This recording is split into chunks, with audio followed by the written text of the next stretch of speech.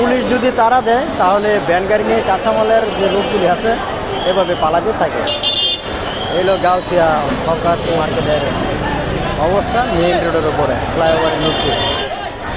আল্লাহ,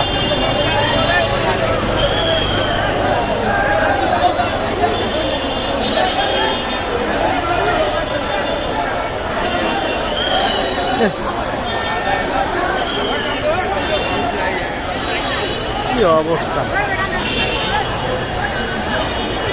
যাও যাও যাও যাও, তাড়াতাড়ি যাও, নতুবা পুলিশে ফাটাবে।